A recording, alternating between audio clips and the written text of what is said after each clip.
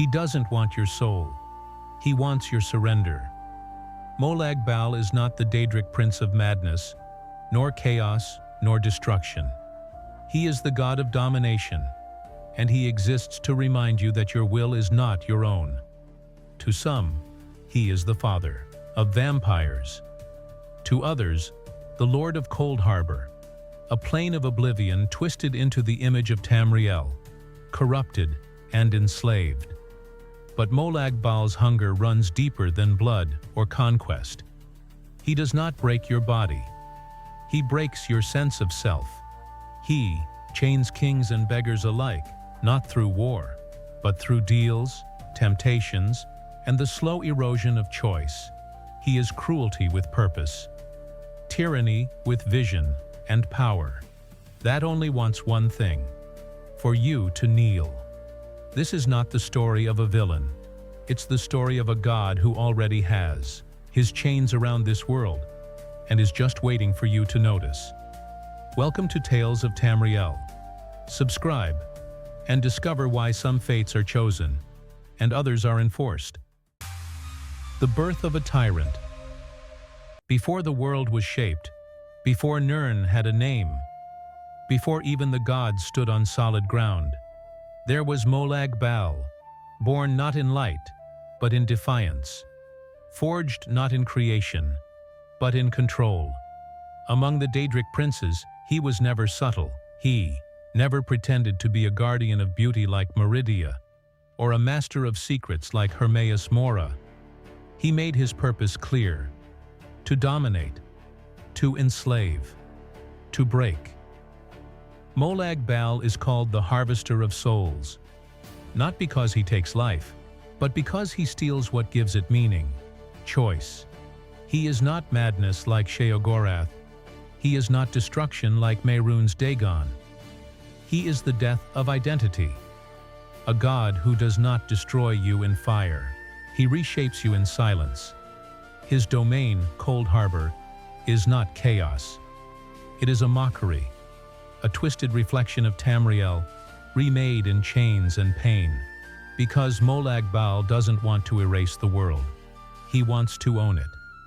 From the beginning, he saw mortals not as children of creation, but as tools waiting to be bent.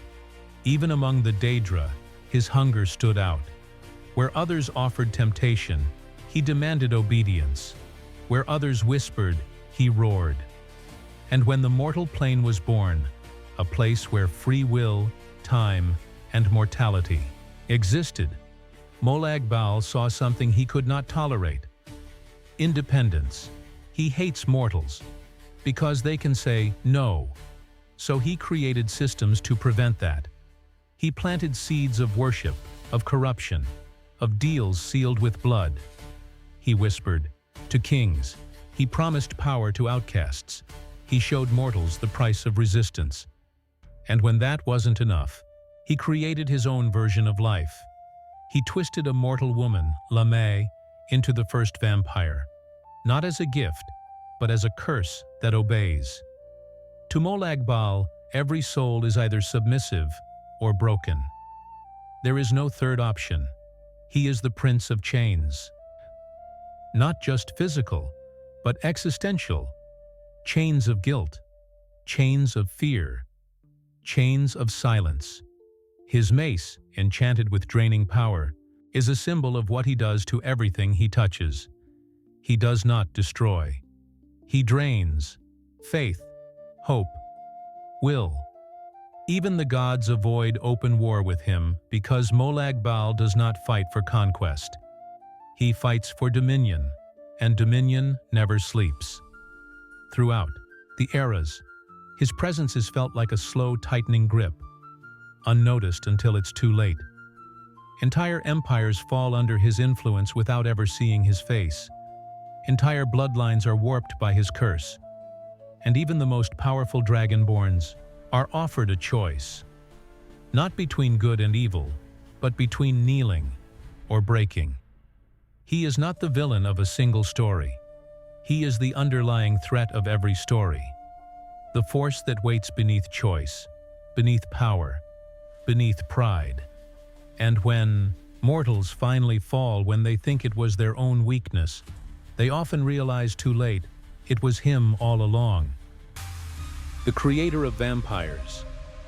The story of Molag Bal's hunger doesn't begin with a throne or a war or a declaration. It begins with a woman, a mortal, faithful, devout.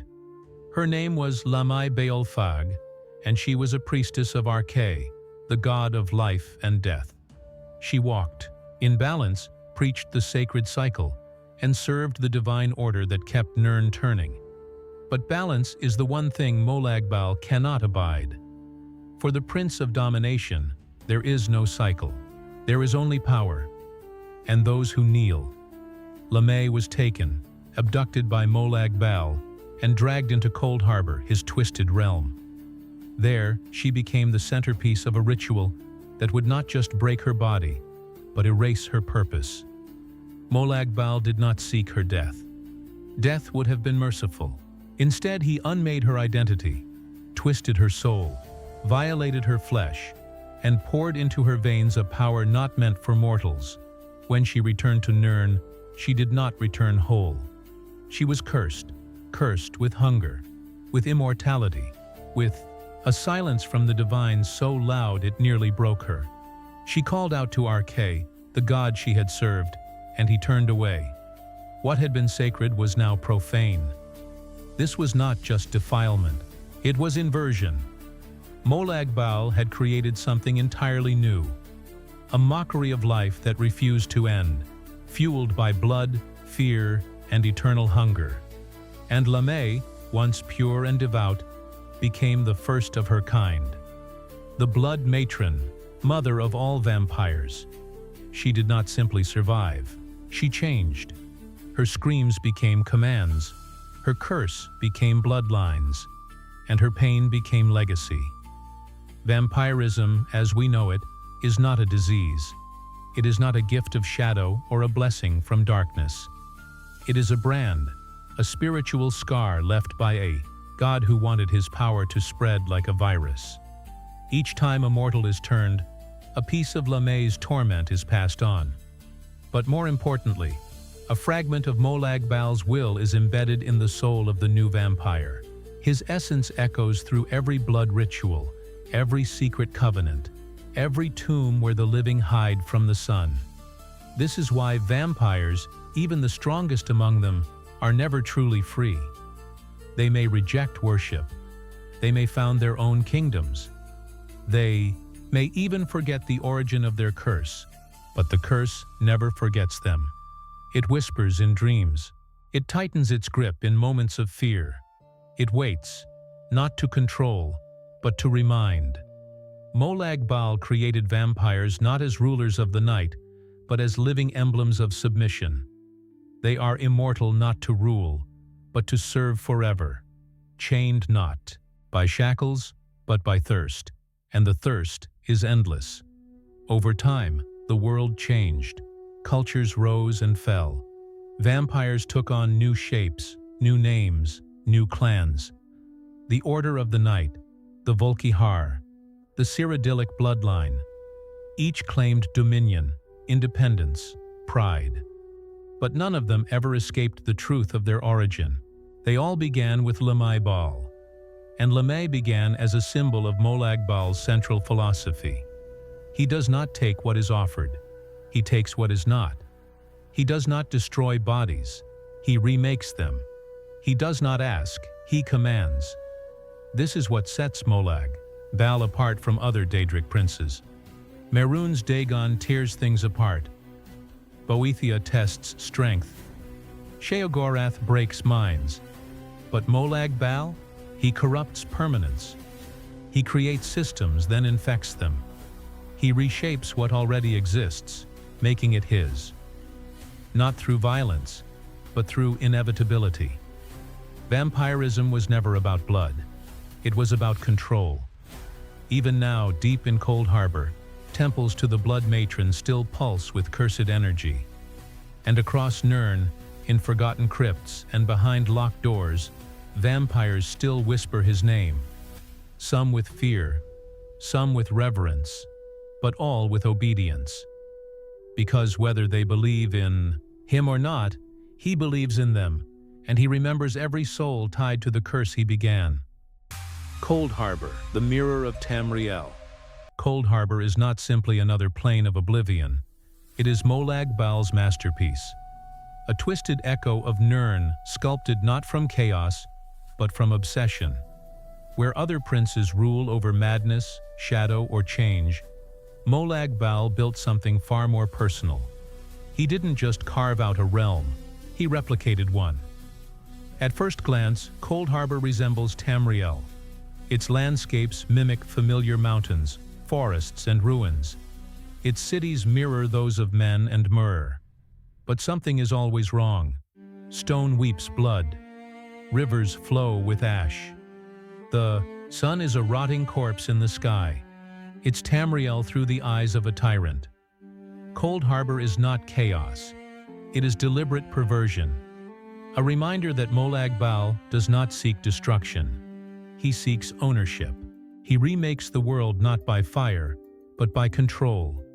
Everything that exists here once had form, function, life, and was reshaped to reflect his will. The architecture groans under the weight of suffering. Torture isn't hidden. It's the foundation. You don't walk through Cold Harbor, you kneel through it. Every structure whispers obedience. Every path leads back to him. And at the center of this realm stands Molag Bal's fortress, Heart's Grief, a monolith of bone, iron, and despair. It is said that no mortal who enters Heart's Grief leaves whole, not because of what they see, but because of what they understand. That Cold Harbor isn't a prison, it's a prophecy. Because if Molag Bal could remake one world, what's stopping him from remaking ours? In Elder Scrolls Online, we see just how close he came. Through necromancy, Daedric corruption, and mortal pawns, he attempted to pull Nirn into Cold Harbor. Not destroy it, not burn it, but fuse it. To overwrite reality with submission. To shatter the veil between planes and drag the world into his image. Tamriel would have remained, but it would no longer be ours. Imagine walking through your homeland and recognizing every tree, every stone, but feeling nothing but fear, silence, and chains. That is the fate Molag Bal promised, and for a time, it almost happened. His dark anchors, massive Daedric devices, tore through the fabric of Nirn. They fell from the sky like iron claws, attaching Cold Harbor to Tamriel one link at a time. Entire regions were pulled into his domain. Cities twisted, souls harvested. And not just the souls of the dead. Living souls, ripped from their bodies, bound in torment because Molag Bal does not feed on blood or fire. He feeds on will. The mortal soul, to him, is not sacred. It is a resource, a battery, a proof of conquest. In Cold Harbor, souls don't move on, they suffer. Endlessly, they are reshaped, broken, and used to fuel his dominion. Some become mindless husks, their memories stripped. Others are forged into Daedric constructs, guardians, of their own prisons. And a few, the most stubborn, are simply locked in cages of memory, forced to relive their failures, their guilt, their choices, over and over, because the worst torment isn't pain, it's helplessness. That's the lesson of Cold Harbor. Not you will be destroyed, but you will have no say. Even the sky there reflects that message. It doesn't rage. It doesn't storm. It just watches. A constant eye above a conquered world. And what's truly terrifying is this.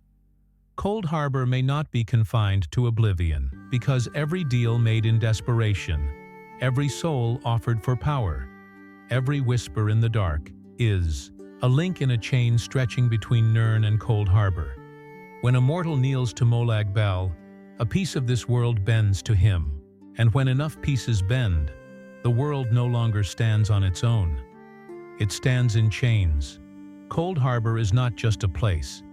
It's a blueprint, and its reflection in Nirn grows clearer with every forgotten name, every broken vow, every soul convinced it has no choice.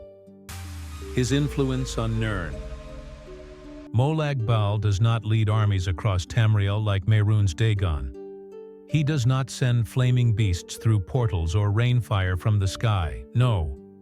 His conquests begin with whispers, and by the time you notice, it's already too late. The Daedric, Prince of Domination, has always preferred corruption over combat. Where others shatter walls, Molag Bal shatters conviction. He doesn't need to break your body. He just needs to convince you that you're already broken. And that is why his influence on Nirn is far deeper and far more terrifying than most dare to admit. Throughout the ages, his name has been spoken, not with reverence, but with need. Kings nearing the end of their reigns, scholars desperate for forbidden knowledge, outcasts with nothing left to lose. They all heard the same voice. I can give you what no one else will, but you will owe me everything. Molag Bal's power is seductive, not because it's beautiful, but because it's absolute. In secret chambers beneath cities, cults have thrived in his name. The Worm Cult, the Order of the Black Worm, and lesser-known sects have acted as his eyes and hands in Tamriel, recruiting, corrupting, spreading his reach under the guise of personal power. His symbols are often hidden, but unmistakable. The chained mace, the broken circle, the cold blue flame. His greatest weapon on Nirn, however, may be the Mace of Molag Bal, a Daedric artifact that embodies his very essence. To wield it is to feel power surge with every strike, to watch enemies fall not just in pain, but in submission. The mace does not simply kill, it drains both health and spirit, leaving behind husks of willpower and pride. Those who carry it often find themselves speaking in his tone, thinking in his rhythm, acting in his shadow, because Molag Bal's gifts are never free. Every blessing is a bond, every power, a price. In the events of the Second Era, during the Plane Meld, Molag Bal made his boldest move, an attempt to merge Nirn with Cold Harbor. Through his servants, especially Mannimarco, the King of Worms, he began to tear holes in reality itself. The dark anchors were forged, massive chains that fell from the skies, linking Tamriel to his realm. Their purpose was clear: dominion through fusion, not to conquer the world, but to replace it. Entire landscapes were twisted, souls were ripped from bodies. The veil between planes became paper thin, and through it all, his voice echoed, "You will serve, or you will be remade." But even outside of grand invasions, his hand moves in subtler ways. When a vampire feeds on the innocent, his legacy grows. When a soul is willingly given in exchange for strength, his grip tightens. And when a mortal believes they have no choice but to kneel, his work is already done. Unlike other princes, Molag Bal does not need belief. He thrives on defeat, on the moment someone stops fighting, even in silence. That's why his cults often don't call themselves followers. They call themselves servants, and many serve without even knowing it, because submission does not always look like chains. Sometimes it looks like ambition, like survival, like compromise. The merchant who sells out a village for wealth, the noble who signs a treaty out of fear, the warrior who kills to keep their power. Each choice opens a door, and Molag Bal is always waiting on the other side. His influence is not measured in land or banners. It is measured in souls that no longer believe they belong to themselves. He is the shadow behind every unchecked desire for control, the voice behind every bargain that sounds too perfect, the presence behind every silence that follows a broken vow. Tamriel has fought Daedric invasions, 1,000 wars, the return of dragons. But Molag Bal's greatest victory is that no one truly notices he's already here. Not as a storm, not as an army, but as an idea. And once an idea spreads, it never dies. The God of Chains. He is not just a Daedric prince. He is not simply a tyrant. Molag Bal is a truth the world doesn't want to face, because in every age, in every kingdom, in every soul, there is a line, and Molag Bal waits just beyond it. The Daedra gave mortals choice. The Daedra gave them temptation. But Molag Bal offers something far more dangerous: certainty. To worship Molag Bal is to be freed from doubt. You don't need to wonder if your actions matter, because they don't. You are no longer a question. You are a tool. And in that twisted logic lies his genius, because not all chains are forged in fear. Some are forged in relief from guilt, from failure, from freedom itself. Molag Bal is called the Prince of Domination, the Harvester of Souls, the God of Schemes. But these titles don't describe a villain. They describe a system, one that begins the moment you ask, "What would I give to never feel powerless again?" That is his real power. Not in Cold Harbor, not in his mace, not in his cults, but in that single question. Because once you ask it, you're already his. He doesn't need to break your body. He lets the world do that. He waits until you're tired, cornered, desperate, and then he offers the one thing no other god will give you: control. It is said that Molag Bal's ultimate goal is to see Nirn brought to heel, not through invasion, not through apocalypse, but through slow, irrevocable erosion. First your will, then your culture, then your world, until one day the sky turns a different shade of blue, and no one remembers what it looked like before. This is the prophecy of Cold Harbor. Not an end, but a replacement. Not destruction, but domination so complete, you forget what it meant to resist. And maybe that's already happening. Maybe every unjust law, every broken oath, every silent sacrifice we call necessary, is a link in the chain he's been forging since the dawn of time. Molag Bal is not just a Daedric prince. He is the manifestation of surrender. He is what happens when power stops asking questions, when the strong stop explaining themselves, when the world no longer fights back because it forgot how. This is why the other gods fear him, not because of what he destroys, but because of what he redefines. Even Talos, god of man's will and mortal defiance, is powerless against a soul that no longer wants freedom. And that is Molag Bal's final weapon, the soul that kneels willingly. He does not want to be loved. He does not even care if you believe in him.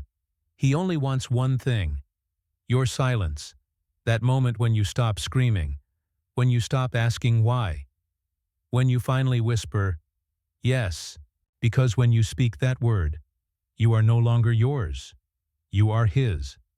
And when enough voices go quiet, the world itself will follow. No war, no fire, just submission. And in that silence, Molag Bal will sit upon his throne of chains and watch a realm he never built become a mirror of himself, not through conquest, but through choice. Molag Bal does not rage. He waits. He does not conquer by force. He builds thrones out of compromise. He rules not through fire, but through silence. The God of Chains is not feared because of his armies, his curses, or even his vampires. He is feared because he understands something most mortals refuse to admit. Everyone breaks, and when they do, they look for someone to tell them what to be. Molag Bal is that voice, that hand, that chain, already wrapped around your ankle before you notice it's there. His greatest lie is that you have no choice. His greatest truth is that too many believe it. He doesn't need to end the world. He only needs to own it. And if you ever feel yourself growing quiet, compliant, small, Ask yourself one question. Is that voice in your head truly yours? This was Tales of Tamriel. Subscribe and uncover the powers that don't shout, but still rule.